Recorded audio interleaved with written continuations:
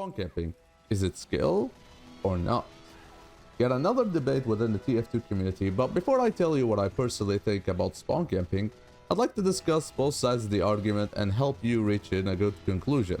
So stick at the end of the video so you can hear my 2 cents on the subject.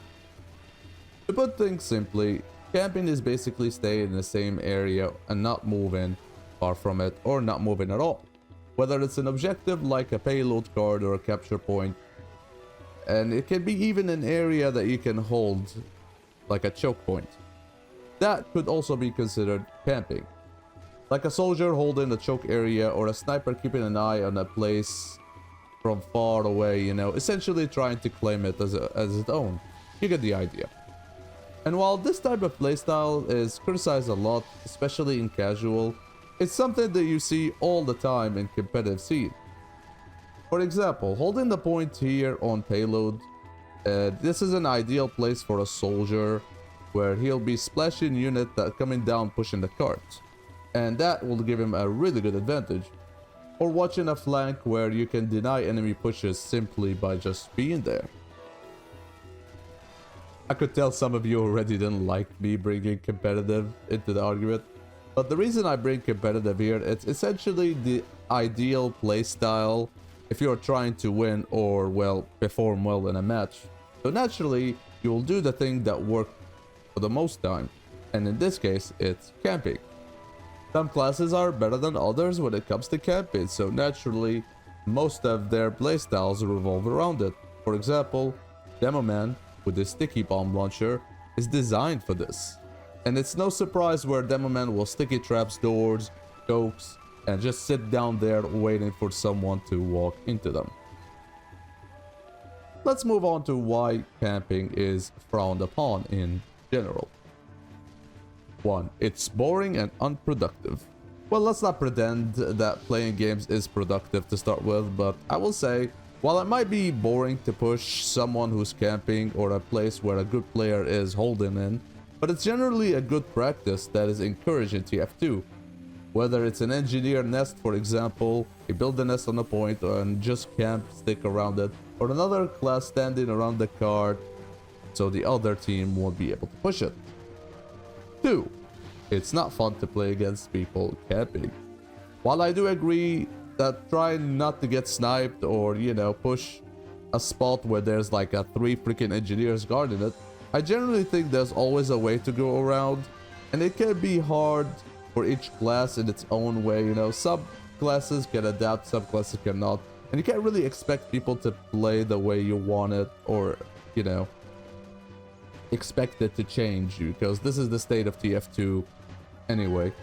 And this is the same game we're talking about where class stacking is a thing. So I don't really what's stopping you from either changing the loadout to match your needs. For example, equipment direct hit to deal with sentry building or lock and load, dare I say. Or even, should I say, play another class.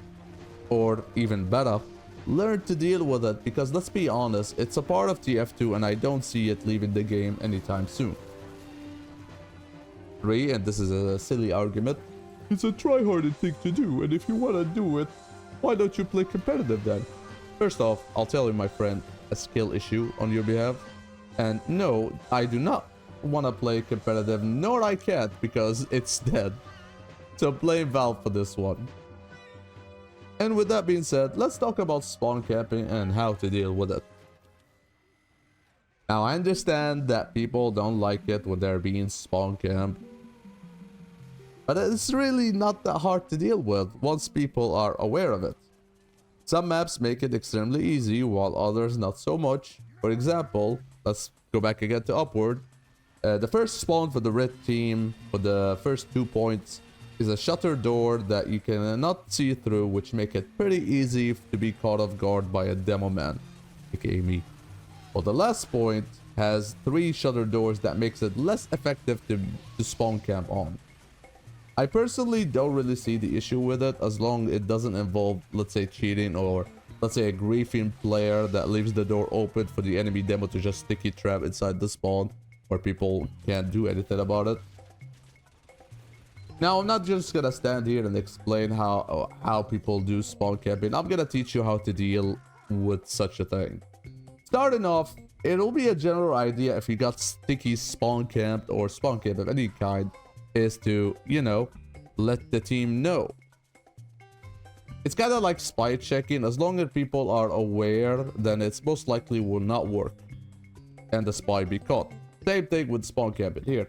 You can always depend on someone that maybe will go back to spawn and deal with the spawn camper. Plus, if it doesn't work, you can always bait it out, which it can be a little bit tough depending on the person camping. You can always switch to heavy and equip the fist to steel, so it makes it way harder to be insta-killed by 2-3 stickers and actually need more. And it may allow your teammate to actually exit the spawn and be able to help you dealing with the issue. And finally, use your loadout to deal with it. For example, the easiest way, and I've seen this work all the time, an engineer can go around using the short circuit and just spamming the right click out of it, deleting every projectile in a way. That is by far the best way to deal with it.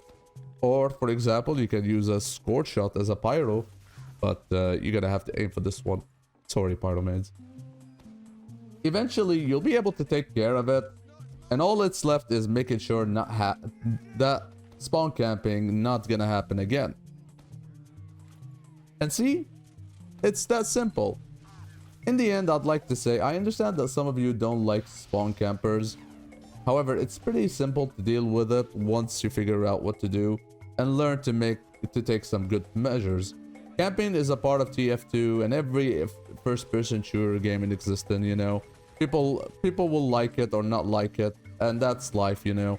And the best thing to do about it for me is teaching people how to deal with it, so they will stop complaining about it and move on other things to complain about. You know, like maybe bring back quick play. Anyway, I hope you guys enjoyed this video and let me know how you feel about it. If this video helped you understand my viewpoint, I'll be reading your comments and reply as much as I can. And until then, thank you again so much for watching. I hope you learned something. And until next time, take care and I'll see you in the next video.